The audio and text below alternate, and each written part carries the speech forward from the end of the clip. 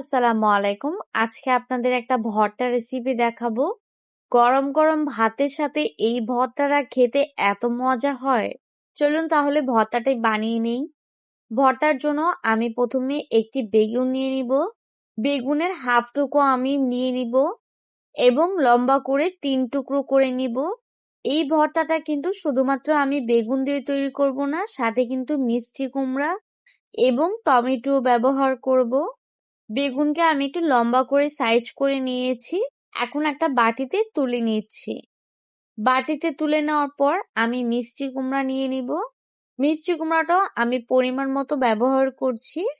মিষ্টি কুমড়াকে আমি ছিলে তারপর ধুয়ে নিয়েছি এবং উপরের অংশটা আমি ফেলে দিচ্ছি। তারপর মিষ্টি কুমড়াকে আমি কয়েকটা টুকরো করে নিব। আমি কিন্তু সব সবজি কাটার আগে ধুয়ে নিই। বেগুনটাও কিন্তু আমি আগে ধুয়ে নিয়েছি, তারপর কেটেছি। মিষ্টি কুমড়াগুলো টুকরো করা হলে আমি বাটিতে তুলে নিব এবং একটা সাইডে রেখে দিব। তারপর নিয়ে নিব টমেটো। আমি 2টা টমেটো নিয়ে নিচ্ছি। এই টমেটোগুলো আমি ডিপ ফ্রিজ থেকে বের করে নিয়েছি, তার জন্য একটু নরম থাকবে। টমেটো আমি মাঝখান থেকে 2 ভাগ করে নিব। কাটা শেষ হলে বাটিতে তুলে রেখে দেব। আমি সবকিছু কাটাকাটি ঝামেলা একবারে শেষ করে নিচ্ছি আগে। তার জন্য ধনিয়া পাতা কুচিও আমি নিয়ে নিচ্ছি। ধনিয়া পাতার ময়লাটাকে ফেলে তারপর আমি কুচি কুচি করে নিচ্ছি। ধনিয়া পাতা কাটা শেষ হলে আমি একটা বাটিতে তুলে রেখে দিব। এখন আমি যে সবজিগুলো কেটেছিলাম ভর্তা বানানোর জন্য সেগুলোকে আমি নিয়ে নিব। স্বাদ মতো লবণ দিয়ে দিব। হাফ চামচ আমি ধনিয়া গুঁড়া দিয়ে দিব এবং হাফ চামচ আমি মরিচের গুঁড়া দিয়ে দিব। আর দিয়ে দেব 2 চামচের মতো সরিষার তেল। তেল দেওয়া হলে আমি এখন হাত দিয়ে সবকিছুকে মাখিয়ে নিব। প্রথমে আমি বেগুনটাকে ভালোভাবে মাখিয়ে নিচ্ছি চারপাশ থেকে। বেগুন মাখিয়ে নেওয়ার পর মিষ্টি কুমড়া এবং টমেটোকেও আমি মাখিয়ে নিব।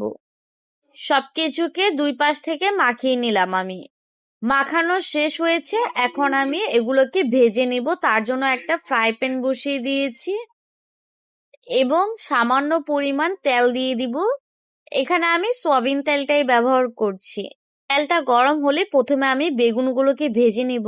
একটা একটা করে গরম তেলে বেগুনগুলো আমি ছেড়ে দিলাম। এক পাশ হওয়া পর্যন্ত অপেক্ষা করব। এক পাশ হয়ে গেলে আমি উল্টিয়ে দিব। উল্টিয়ে দেওয়ার পর আমি এই পাশটাকে ভালো মতো ভেজে নিব। ভেজে নেওয়ার পর আমি আবার একটু উল্টিয়ে নিব। বেগুনগুলোকে আমি একবারে লাল লাল করে ভেজে নিব। অনেকেই কিন্তু ভাবতে পারেন বেগুন পোড়ালে তো হয়ে যাবে, কিন্তু আসল টেস্ট কিন্তু পাওয়া যাবে না। বেগুনটাকে এভাবে ভেজে নিয়ে ভর্তা করলে কিন্তু সঠিক টেস্টটা পাওয়া যাবে। বেগুনগুলোকে ভাজা শেষ, আমি এখন উঠি। এই তেলেই কিন্তু আমি বাকিগুলো ভেজে নেব। তারপর আমি মিষ্টি কুমড়াকে ভেজে নিব। তার জন্য মিষ্টি কুমড়াগুলো তেলে ছেড়ে দিচ্ছি। সবগুলোকে একেবারে দিয়ে দিব। কিছুক্ষণ রেখে আমি ভেজে নিব মিষ্টি কুমড়োগুলো।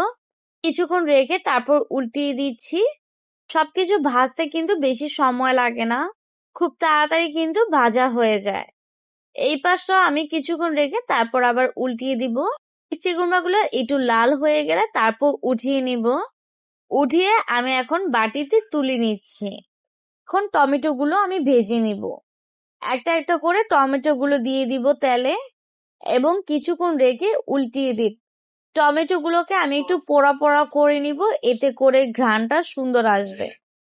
টমেটোগুলো এক পাশে হয়ে গিয়েছে, আমি উল্টিয়ে আরেক পাশে একটু পোড়া পোড়া করে নিচ্ছি। টমেটোগুলো ভাজা শেষ, এখন আমি তুলে নিব। ভাজার সময় আমি পেঁয়াজ কুচি করে নিয়েছি।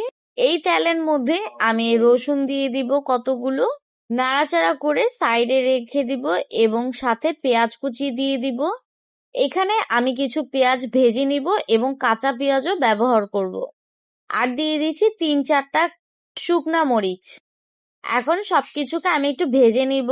পেঁয়াজগুলো যখন একেবারে লাল লাল হয়ে যাবে বেরেস্তার মতো, তখন আমি সবকিছুকে নামিয়ে ফেলবো।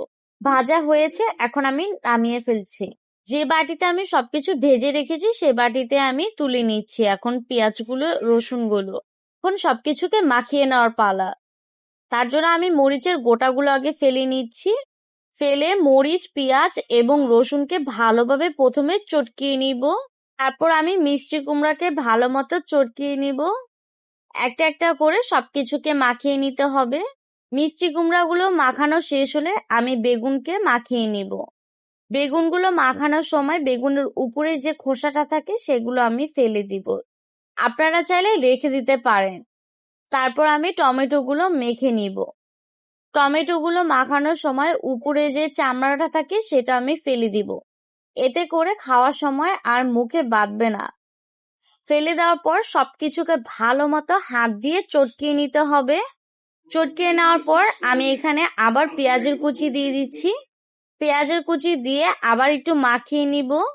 আর দিয়ে দিব সামান্য পরিমাণ লবণ।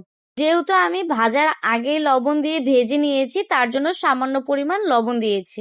আপনারা আগে একটু চেখে দেখবেন লবণ লাগবে কিনা। আর দিয়ে দিচ্ছি এখানে ধনিয়া পাতা কুচি। আর এখানে 1 টেবিল চামচের মতো সরিষার তেল দিয়ে দিচ্ছি। এখন সবকিছুকে ভালোভাবে মাখিয়ে নিব। দেখি কত লোভনীয় লাগছে ভর্তাটা। তৈরি হয়ে গেল আমার বেগুন দিয়ে ভর্তা। এই ভর্তাটা গরম গরম ভাতের সাথে অথবা খিচুড়ি দিয়ে খেতে এত মজা হয়ে থাকে। অবশ্যই ট্রাই করবেন একবার। ভালো লাগলে সাবস্ক্রাইব করবেন এবং লাইক দিবেন। আল্লাহ হাফিজ।